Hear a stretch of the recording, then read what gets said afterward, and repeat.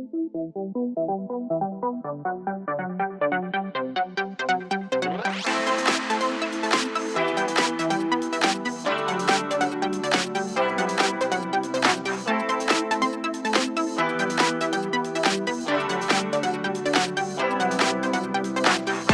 के हिसाब से काफी महत्वपूर्ण चैप्टर है। कम से कम 10 नंबर का सवाल इसमें से आता है। एक प्रमेय तो जरूर रहेगा, प्रमेय हम बताएंगे 3-4, उसमें जो भी महत्वपूर्ण है उसमें से एक रहेगा ही रहेगा, और प्लस 2-3 नंबर का सवाल 2 रहता है, उसके बाद ऑब्जेक्टिव 2-4 वो रहता ही रहता है, मतलब 10 से 12 नंबर का सवाल इसमें रहेगा। यहाँ हम लोगों को पढ़ना है समरूपता के बारे में। दो ज्यामितीय आकृतियां समरूप कब कहलाती हैं ये, लेकिन मेनली हमको रहना है त्रिभुज तक। किस तक? हाँ, त्रिभुज में इस संबंध को देखना है कि दो त्रिभुज समरूप कब होते हैं। तो सबसे पहले 9th क्लास को याद करो, हम ये बताया है सर्वांग समता पढ़े हैं। इसमें जब भी सर्वांगसम का संबंध देखना होगा तो हम लोगों को 2 चीज देखना पड़ता है, आकार प्लस आमाप। आकार प्लस, हाँ, ये बात ध्यान रखना है। दो ज्यामितीय आकृतियां सर्वांगसम कहलाती है यदि उनके आकार और आमाप समान हो। आकार और आमाप दोनों क्या हो? हाँ, ये ध्यान रखना है। जब भी सर्वांगसमता का चर्चा करेंगे दो ज्यामितीय आकृतियों में, तो उनका आकार और आमाप समान होना चाहिए। आकार और आमाप, जैसे देखें यहां, ये अपने पास एक त्रिभुज है, मान लो समबाहु त्रिभुज। कैसा त्रिभुज? समबाहु त्रिभुज की तीनों भुजा बराबर। फर्ज करो इसकी सब भुजाएं हैं 2 सेंटीमीटर। कितना है? एक दूसरा त्रिभुज मिले हूबहू यही मिले, डी ई और एफ, इसमें भी तीनों भुजा बराबर हो और 2 सेंटीमीटर ही हो। कितना हो? तब इसको कहेंगे हम कि त्रिभुज ए बी सी और त्रिभुज डी ई एफ सर्वांगसम है। क्या है? संकेत में हम लोग इसको ऐसे लिखते हैं, त्रिभुज ए बी सी सर्वांगसम त्रिभुज डी ई एफ के। समझ लिया? ये ध्यान रखना है।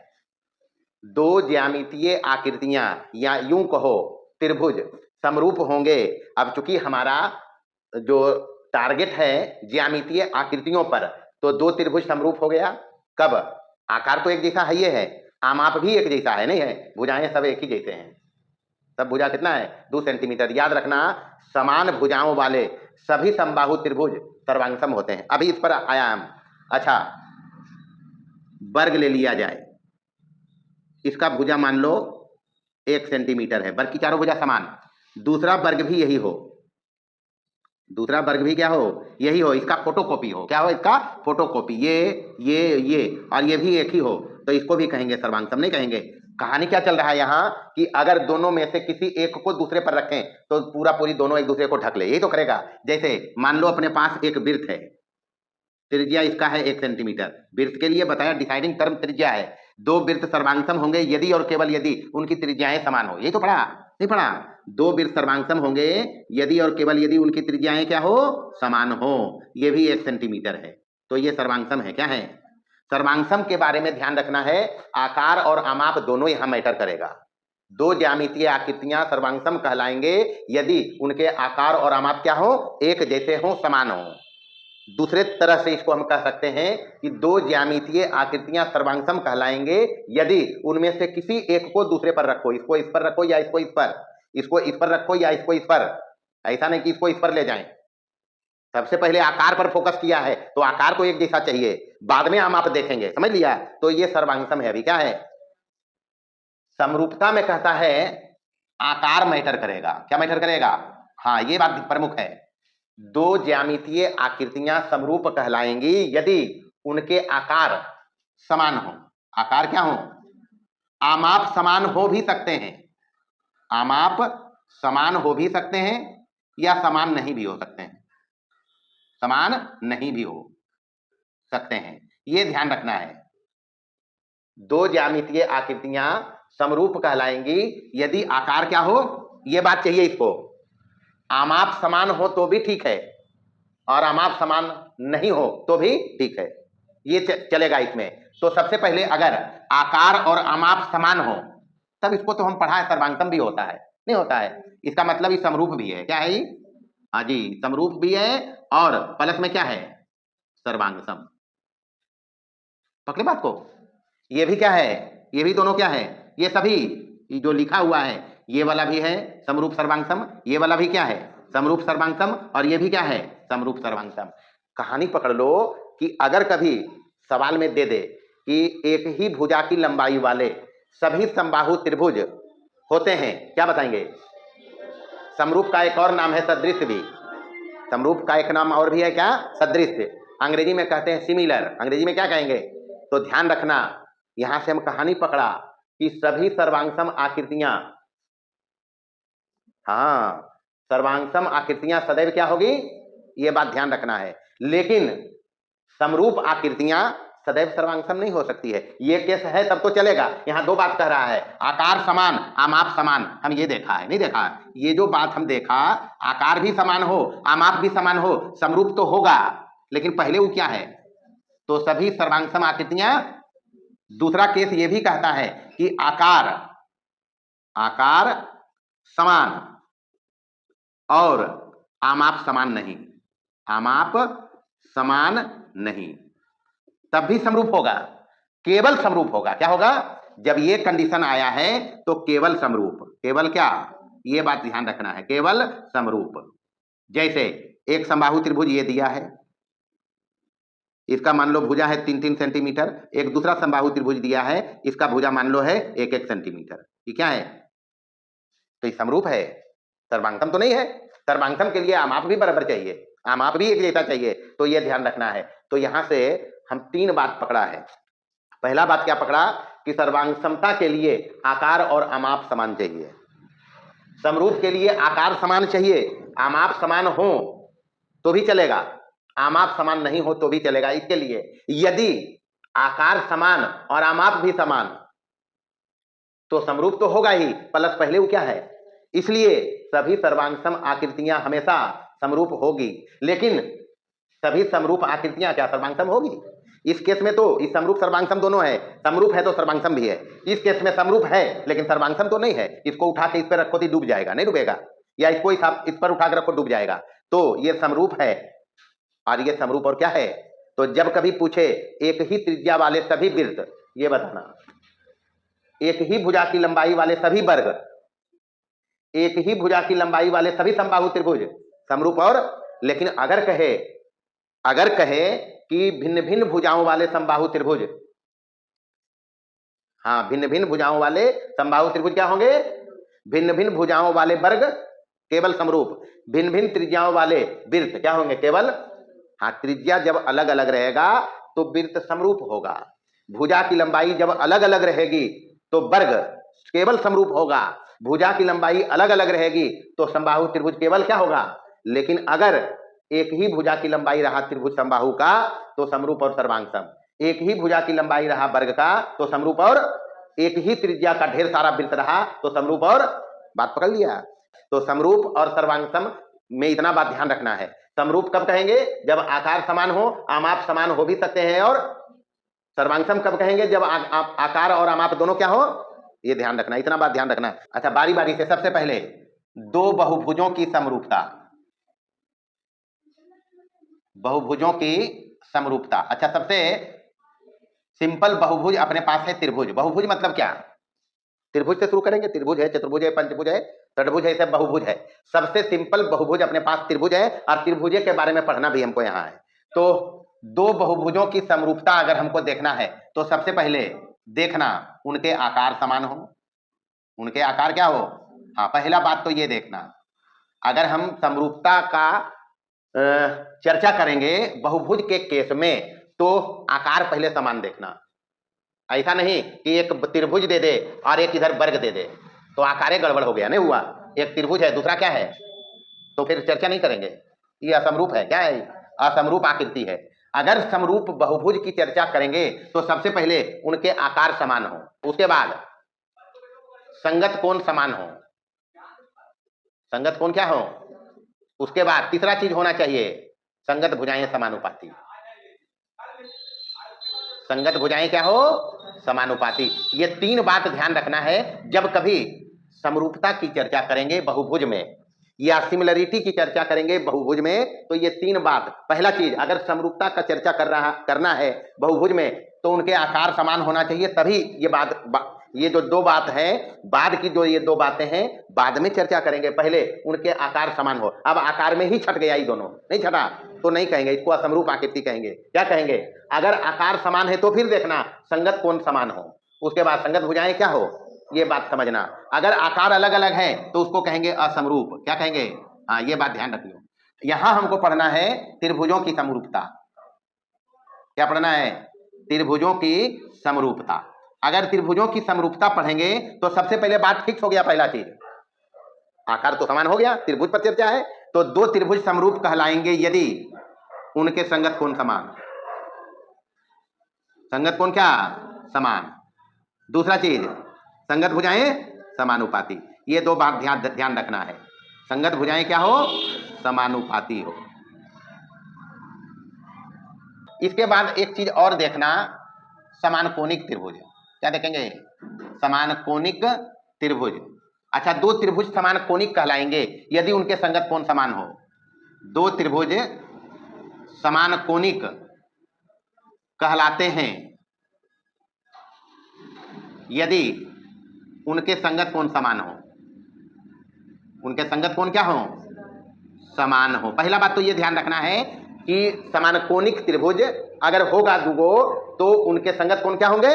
अगर संगत कोण समान है तो त्रिभुज समरूप भी होता है, नहीं होता है? यहां देखो, यहां समान कोणिक त्रिभुज का मतलब संगत कोण क्या? दो त्रिभुज समान कोणिक कहलाएंगे यदि उनके संगत कोण समान हो, और अगर संगत कोण समान हो तो त्रिभुज समरूप भी होता है, नहीं होता है? ध्यान रखना है, दो समान कोणिक त्रिभुज समरूप भी होते हैं, नहीं होते हैं? समरूप होते हैं। हमने बताया यहां पर कि दो त्रिभुज अगर समरूप होंगे तो उनके संगत कोण समान और संगत भुजाएं समान कोणिक त्रिभुज में जाना कि दो त्रिभुज समान कोणिक कहलाएंगे यदि उनके संगत कोण, यहां देखा संगत कोण समान तो त्रिभुज समरूप भी होते हैं, यानी समान कोणिक त्रिभुज क्या होंगे? समरूप होते हैं। यह थेल्स का कथन था। किसका कथन? थेल्स ने एक महत्वपूर्ण निष्कर्ष निकाला था कि दो समान कोणिक त्रिभुज क्या होते हैं। याद रखना है, यह परीक्षा में 1 नंबर के सवाल में पूछता है, किसने कहा समान कोणिक त्रिभुज समरूप होते हैं? किसने? थेल्स ने। तो इसी से रिलेटेड पहला प्रमेय जो काफी महत्वपूर्ण है परीक्षा के दृष्टिकोण से, थेल्स प्रमेय। कौन सा प्रमेय? थेल्स प्रमेय पढ़ते हैं अभी। कहता क्या है? यदि किसी त्रिभुज की एक भुजा के समानांतर अन्य दो भुजाओं को भिन्न भिन्न बिंदुओं पर प्रतिच्छेद करने के लिए रेखा खींची जाए तो ये अन्य दो भुजाएं एक ही अनुपात में विभाजित हो जाती है। मतलब जरा समझो क्या करोगे इसमें। सबसे पहले एक त्रिभुज है अपने पास, नाम दे दिया हम ए, बी और सी। ये कहता है किसी त्रिभुज की एक भुजा के समानांतर, तो हम बीसी के समानांतर AB और AC से दो बिंदु लेंगे। क्या लेंगे? यहां देखो, यहां हम लिया मान लो D और यहां लिया E और इसको मिला दिया। यही कह रहा है, यदि किसी त्रिभुज की एक भुजा के समानांतर अन्य दो भुजाओं को भिन्न भिन्न बिंदुओं पर प्रतिच्छेद करने के लिए रेखा खींची जाए तो ये अन्य दो भुजाएं एक ही अनुपात में विभाजित हो जाती है। मतलब यहां हमको दिया है, क्या दिया है? त्रिभुज ABC में DE समानांतर BC के, DE समानांतर, जहां DE, ये जो DE है समानांतर किसके हैं? हाँ, तो एक भुजा के समानांतर है, अन्य दो भुजा बचा AB और AC, नहीं बचा? तो इस DE के बारे में हम लिखेंगे जहां DE AB तथा AC को क्रमशः कहां कहां काटा है जी? D और E पर काटती है। D और E पर क्या करती है? ये कह रहा है प्रमेय कि अगर किसी त्रिभुज में किसी एक भुजा के समानांतर रेखा खींचो दो भुजाओं को भिन्न भिन्न बिंदुओं पर काटते हुए, तो ये जो दोनों भुजा कटा है एक ही अनुपात में कटेगा। यानी यहां हमको साबित करना क्या है जी? साबित करना है, इसमें साबित करना है क्या? AD बटे DB, AD बटे बराबर AE बटे EC, ये दिखाना है हमको। कि अगर किसी त्रिभुज की एक भुजा के समानांतर रेखा खींचो अन्य दो भुजाओं को भिन्न भिन्न बिंदुओं पर काटने के लिए या काटते हुए, तो ये जो रेखा है इसको एक ही अनुपात में काटा है, ये दोनों भुजा को, यानी AD बटे DB बराबर AE बटे EC। ये करना है। इसमें सबसे पहला काम, इसमें बनावट करेंगे। क्या करेंगे? हाँ, बनावट करेंगे। चूंकि हम जो पहले पढ़ रखा है उसका यहाँ उपयोग करेंगे, तो बनावट करेंगे। तो हम यहाँ E से एक लंब खींचते हैं, इस पर नाम दे देते हैं P। ये लंब खींचा है इस पर, और यहां से एक लंब खींचेंगे इस पर, AC पर, इसका नाम दे देते हैं Q। क्या नाम दिया? पहला काम हम बनावट में क्या किया है? E से EP परपेंडिकुलर ऑन AB, तथा E से खींचा, D से DQ परपेंडिकुलर ऑन AC खींचा। ये काम हम किया है। जो हम पढ़ा है उसका उपयोग करें, इसके लिए हम ये दो लंब खींचा है। एक EP लंब खींचा AB पर, और एक DQ लंब खींचा किस पर? AC पर। अब करना क्या है? B से E को मिला देना है, B से E को, और C को D से मिला देना है। दूसरा काम क्या किया? B को E से तथा C को D से मिला दिया, C को D से क्या किया? मिला दिया। ये काम हम किया है। अब बनावट करना पड़ता है, क्योंकि हम जो पढ़ रखा है उसका यहां उपयोग करेंगे। अब देंगे इसका प्रमाण। क्या देंगे? सबसे पहले यहां देखें, ये जो मिलाया है CD को और BE को, और इस DE पर फोकस करो। तो पहला चीज यहां पर है, एकदम आसान तरीका से, उतना झोलझाल कुछ नहीं करेंगे। यहां पर हमको दिया हुआ है DE समानांतर BC के, दिया हुआ है ना जी, ये दिया है, तथा ये त्रिभुज है BDE, त्रिभुज BDE, और त्रिभुज दूसरा है CDE है। दूसरा त्रिभुज क्या है? CDE। गौर से यहां देखो, हम ये दो त्रिभुज उठाया है, ये जो दिया है उसका उपयोग करेंगे। तो अपने पास दो त्रिभुज है BDE और CDE, एक ही आधार DE पर स्थित है, नहीं है? ये जो त्रिभुज दो है अपने पास BDE और CDE का उभयनिष्ठ आधार है DE, और DE समानांतर है BC के, नहीं है? तो इसलिए 9th क्लास में एक प्रमेय पढ़ाया था कि यदि दो त्रिभुज एक ही आधार और एक ही समांतर रेखाओं के बीच स्थित हों, तो दोनों त्रिभुज जो होते हैं उनके क्षेत्रफल समान होते हैं, नहीं होते हैं? इसलिए हम यहां लिखेंगे एरिया ऑफ त्रिभुज BDE बराबर एरिया ऑफ त्रिभुज क्या? CDE। लिखेंगे ना जी। यदि दो त्रिभुज एक ही आधार और एक ही समांतर रेखा, यहां देखो ये त्रिभुज BDE और CDE एक ही आधार DE पर है और DE समानांतर BC के है, इनके बीच स्थित है, नहीं है? तो इसलिए दोनों त्रिभुज के क्षेत्रफल क्या होंगे? समान होंगे। चूंकि हम पढ़ रखा है, चूंकि एक ही आधार और एक ही समांतर रेखाओं के बीच स्थित त्रिभुजों के क्षेत्रफल समान होते हैं, ये तो पढ़ा है। तो अगर ये समान होते हैं तो हम ये लिख दिया, चूंकि DE पैरेलल BC दिया हुआ था और ये दोनों त्रिभुज का उभयनिष्ठ आधार DE है, तो दोनों का एरिया बराबर हो गया। अब क्या करेंगे? दोनों तरफ एरिया ऑफ त्रिभुज ADE से भाग दे दो। दोनों तरफ क्या करेंगे? दोनों तरफ एरिया ऑफ त्रिभुज ADE से भाग करो। क्या करें? भाग दे देना है। तो यहां हो जाएगा एरिया ऑफ त्रिभुज BDE बटे एरिया ऑफ त्रिभुज ADE बराबर, इधर क्या हो जाएगा? एरिया ऑफ त्रिभुज CDE बटे एरिया ऑफ त्रिभुज ADE। तो कर लेंगे, नहीं कर सकते हैं?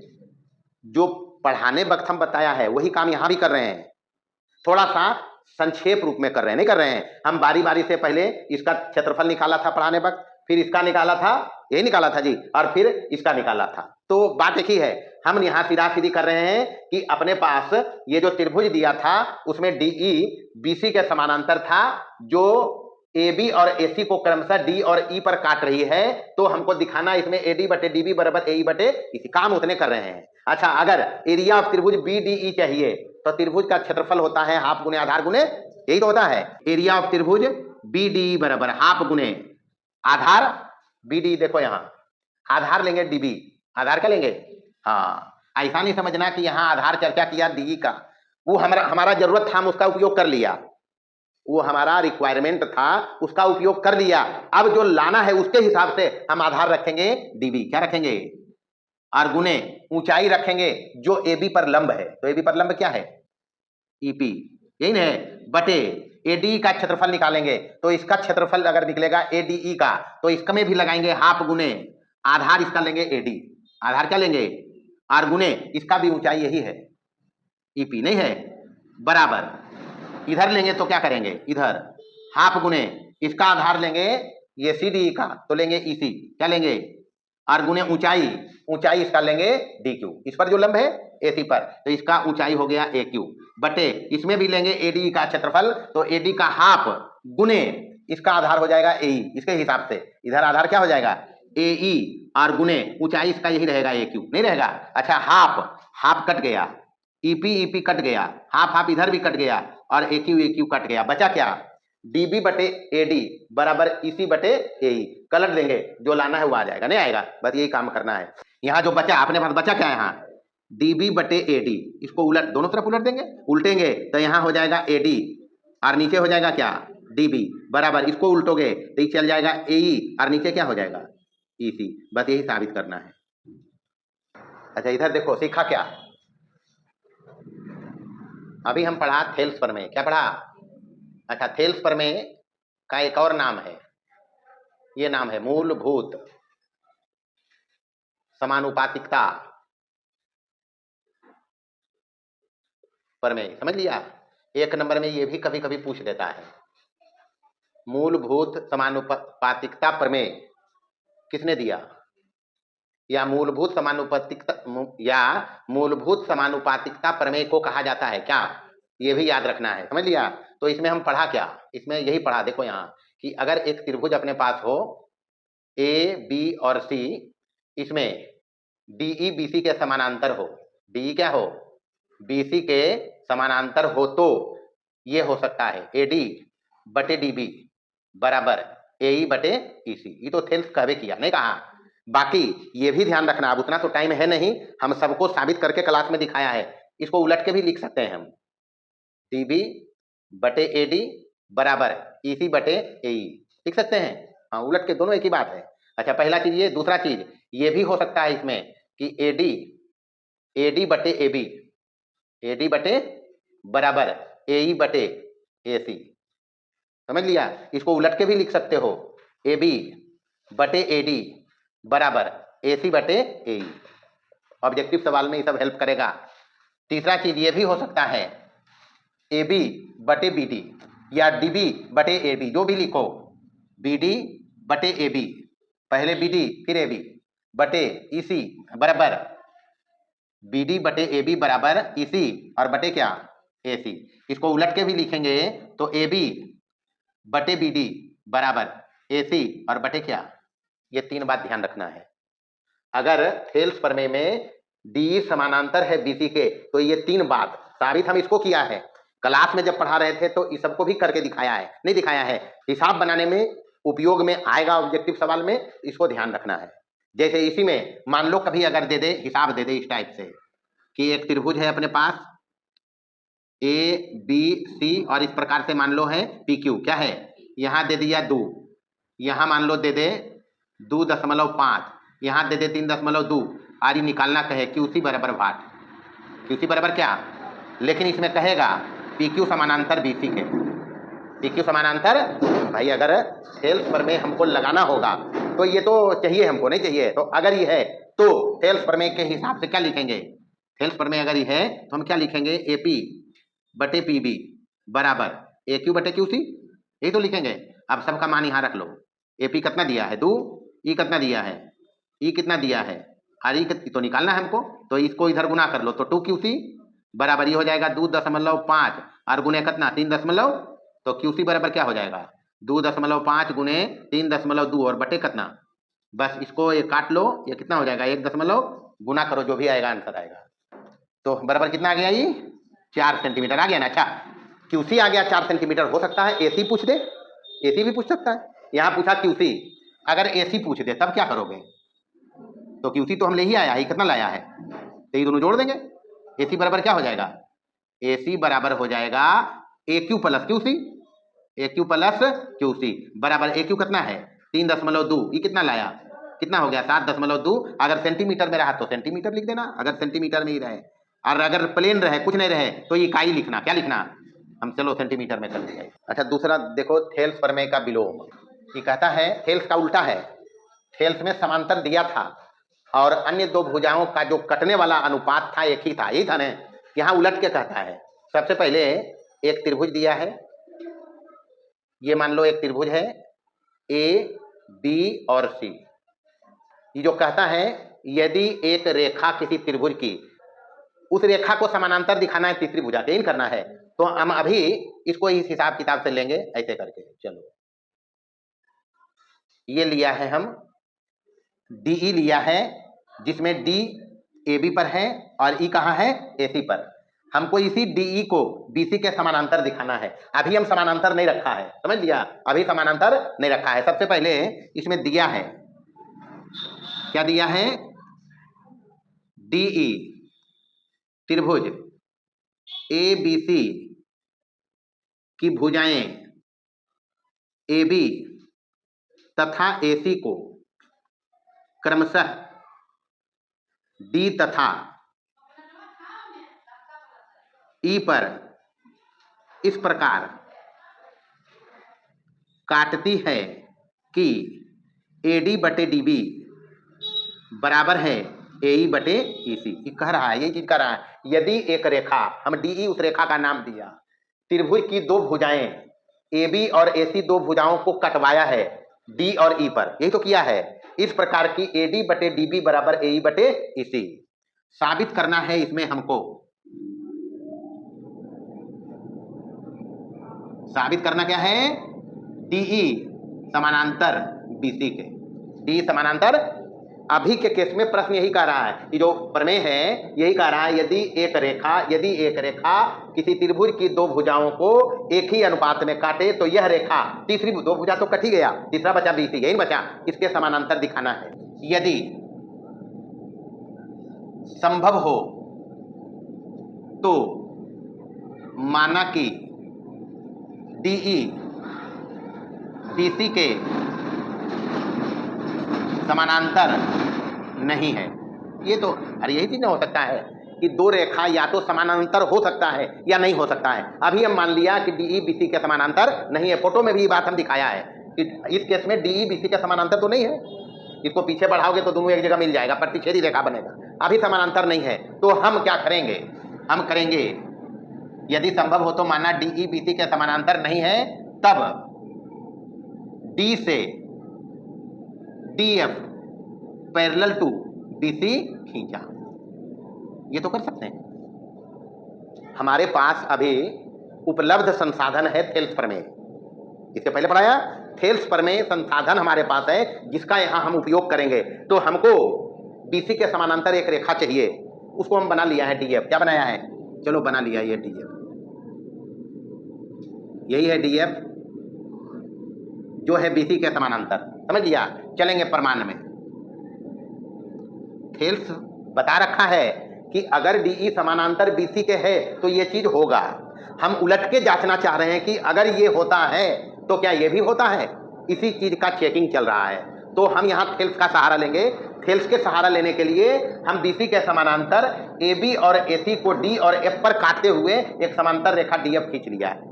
तो प्रमाण में हम लिख रहे हैं DF समानांतर BC के, ये बनावट से है, कहाँ से, हम ये मान रखा है बनावट से, इसलिए थेल्स प्रमेय लगाएंगे। थेल्स प्रमेय कहा है कि अगर DF समानांतर हो BC के तो AD बटे DB बराबर AF बटे FC, ये तो हो जाएगा। थेल्स प्रमेय यही बोला था जी। अभी DE को भूल जाओ, अभी थेल्स प्रमेय के हिसाब किताब लगाओ। अगर DF समानांतर है BC के तो AD बटे DB बराबर AF बटे FC हो जाएगा। इसको लिखा नंबर 1। लेकिन दिया है ये बात AD बटे DB बराबर क्या, AE बटे EC, ये तो दिया हुआ, इसको 2 नंबर लिखें, एक और 2 से होगा क्या, दोनों का लेफ्ट साइड बराबर है, नहीं है, राइट साइड बराबर करेंगे। ए एफ बटे एफ सी बराबर इधर क्या हो जाएगा, ए ई बटे ई सी, यही तो होगा दोनों तरफ एक जोड़ने पर। जोड़ सकते हैं, बता रखा है एक ही चीज दोनों तरफ जोड़ा जा सकता है, घटा सकते हैं। तो इधर हो गया ए एफ बटे एफ सी और प्लस एक, इधर हो जाएगा क्या, ए ई बटे ई सी और प्लस क्या, अच्छा यहाँ एफ सी एलसीएम लो, तो एफ सी एलसीएम लेंगे तो ये एफ सी यहाँ चला जाएगा, ये हो जाएगा A F plus F C. उसी प्रकार से यहाँ ई सी एलसीएम लेंगे तो ये हो जाएगा ए ई प्लस ई सी, हो जाएगा। अब यहाँ पर चित्र देखो, A F plus F C जोड़ के ए सी बन रहा है, A F plus F C, अभी इसको मत देखो, A F plus F C जोड़ के क्या बन रहा है, बटे एफ सी बराबर, यहाँ देखो ए ई प्लस ई सी, इसको भूल जाओ अभी, इसको भूल जाओ, क्या है ए ई प्लस ई सी, ये भी क्या है बटे क्या, यहाँ हम लिख देते हैं, इधर हम लिख देते हैं ए एफ में एफ सी जोड़ के भी बन रहा है ए सी, और ए ई में ई सी भी जोड़ के क्या बन रहा है, ए सी ही नहीं बन रहा है, तो ये कट गया, एक बटे एफ सी बराबर एक बटे ई सी आया अपने पास, इसको उलट के लिखेंगे तो क्या लिखेंगे हम, एफ सी बराबर ई सी। अच्छा ये फोटो अगर गौर से देखो तो क्या एफ सी ये है एफ सी, यही तो है इतना, ई सी यहां से यहां तक है, ई सी पर फोकस करो, ये अपना है ई सी, ये क्या है, और ए सी ये है, चित्र के हिसाब से क्या बराबर है दोनों। अगर हल करके हम जो काम किया उसमें आया है बराबर, बराबर आना ये दर्शा रहा, फिगर के हिसाब से ई सी और एफ सी तो बराबर नहीं है, लेकिन हम तो काम करके लाया है इसको, तो ये बराबर आने का मतलब ये बता रहा है कि ई और एफ एक ही बिंदु है। अगर ये दोनों बराबर आ रहा है तो ये एक ही केस में संभव है, कब, जब ई और एफ एक ही बिंदु है। ई आने का मतलब है कि ई और एफ क्या है, एक ही बिंदु नहीं है, और यह तभी संभव है जब एफ और ई समपाती हो, क्या हो, समपाती का मतलब एक ही बिंदु हो। अगर फोटो देखने से तो हम समझ रहे हैं ई सी और एफ सी बराबर नहीं है, लेकिन आया है, इसका मतलब है कि जो रिजल्ट है तभी वैलिड है जब ई और एफ एक ही जगह आ जाए, कहाँ आ जाए, एक ही जगह, एक मतलब ई और एफ समपाती हो। अगर ई और एफ समपाती हो इसका मतलब है कि ई और एफ एक ही बिंदु है, दिस इंप्लाइज ई और एफ क्या है, एक ही बिंदु है, एक ही बिंदु है। तो हमने जो बनाया है बनावट में क्या बनाया था, डीएफ समानांतर बीसी के बनाया था ना जी, तो चूंकि डीएफ समानांतर बीसी का हम लिया था और हम दिखा दिया है कि एफ के संपाती एक बिंदु ई भी है, तो जब डीएफ समानांतर है बीसी के तो एक मतलब ये जो डीई है, अरे डीएफ और डीई तो एक ही लाइन बनेगा ना जी। अगर ई और एफ संपाती हैं तो ई और एफ एक ही बिंदु है, इसका मतलब डीई और डीएफ एक ही लाइन है, डीई और डीएफ क्या है, एक ही लाइन है। इसका मतलब जब डीएफ पैरेलल है बीसी के तो ये बताता है कि डीई समानांतर है किसके, नहीं है। अब एफ चला गया ई पर या ई चला आया एफ पर, तो जब डीएफ समानांतर है बीसी का और डीई ही डीएफ है तो नहीं लिखेंगे डीई समानांतर बीसी के, बस हो गया ये। सबसे पहले अगर त्रिभुज हमारे पास है एक ये और दूसरा त्रिभुज ये है ए बी सी और ये है डी और ई और एफ, तो अगर ये दोनों समरूप त्रिभुज है, समरूप का चिन्ह ऐसे देते हैं ना जी, समरूप त्रिभुज हैं तो इसका मतलब है संगत कोण समान, कोण ए बराबर कोण, ये सब पकड़ना, कोण बी बराबर कोण ई और कोण सी बराबर कोण एफ, कोण सी बराबर क्या, कोण एफ, और संगत भुजाएं समानुपाती, तो ए बी का संगत भुजा है डीई, ए बी बटे डीई बराबर ए सी बटे डी एफ, ए सी बटे बराबर की बी सी बटे ई एफ, बी सी बटे ई एफ, इतना तो है। अगर मान लो यहाँ पर एक त्रिभुज ये है और दूसरा त्रिभुज ये है, ये ए है, ये बी है, ये सी है, ये डी है, ये ई है, ये एफ है, अगर दोनों समरूप हैं तो अगर ये मान लो है माध्यिका, क्या है ये माध्यिका, ये लिख दिया हम चलो P और ये लिख दिया Q, यहाँ पर AP ये दोनों को बराबर कर दो, ये दोनों बराबर कर दो, समझ में आ जाएगा माध्यिका है। तो अगर दोनों त्रिभुज समरूप हैं तो ये भी ध्यान रखना है कि AB न ले जाए, AB था ये AB, तो AB बटे AE नहीं, अगर दोनों त्रिभुज समरूप हैं तो समरूप त्रिभुजों की संगत भुजाएं समानुपाती, तो ए बी बटे डी ई बराबर ए सी बटे डी एफ बराबर बी सी बटे ई एफ, ये तो होगा। प्लस में अगर ये माध्यिका है तो इसका रेशियो भी बराबर होगा, यानी कि लिखेंगे ए पी बटे डी क्यू, लिखेंगे ना। माध्यिका है तो अगर ये शीर्ष लंब हो जाए, क्या हो जाए, अगर मान लो ऐसे करके रहे, ये त्रिभुज रहे, ये अवरी शीर्ष लंब हो, क्या हो, इधर से दूसरा त्रिभुज रहे और दोनों त्रिभुज समरूप रहे।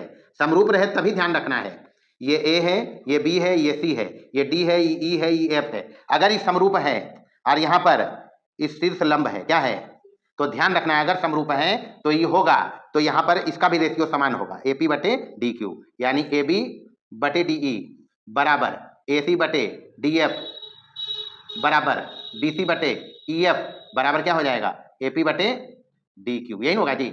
यहाँ पर ए पी और डी क्यू माध्यिका है, ये क्या है, माध्यिकाएं हम लिखा है इसको माध्यिकाएं, और यहाँ पर शीर्ष लंब है, क्या है, मतलब ध्यान रखना कि अगर दो त्रिभुज समरूप है तो उनके संगत भुजाओं का अनुपात वही होगा जो उनकी माध्यिकाओं का अनुपात होगा। एक नंबर में पूछता है, उनके संगत भुजाओं का अनुपात वही होगा जो उनके शीर्ष लंबों का अनुपात होगा। एक बात और कि अगर मान लो ये समरूप त्रिभुज है दो, एक ये और दूसरा ये दोनों समरूप है, क्या है, और ये कोण ए का अर्धक है, ये ए है, ये बी है, ये सी है, ये डी है, ये ई है, ये एफ है। अगर ये दोनों कोण बराबर है, मतलब ये अर्धक है, अब ये ए पी अर्धक हो गया कोण ए का, और ये जो हो गया डी क्यू अर्धक हो गया कोण डी का, तो अर्धकों का अनुपात भी बराबर। इस केस में ये दोनों अर्धक है, क्या है ये, तो ए पी बटे डी क्यू यानी अर्धकों का अनुपात, शीर्ष कोण के अर्धकों का अनुपात भी बराबर होता है, ये तो बताया है। दो समरूप त्रिभुज के भुजाओं का अनुपात, जो संगत भुजा होगा, दो त्रिभुज अगर समरूप हैं तो उनके संगत भुजाओं का अनुपात वही होगा जो संगत माध्यिकाओं का अनुपात होगा, संगत शीर्ष लंब का अनुपात होगा और संगत शीर्ष कोणों के अर्धकों का अनुपात होगा। शीर्ष लंब जिसको ऊंचाई भी कहते हैं, त्रिभुज की ऊंचाई भी लेंगे इसको, तो ऊंचाई के अनुपात के बराबर और फिर शीर्ष कोण के अर्धक का अनुपात के बराबर, ये दो बात ध्यान रखना है।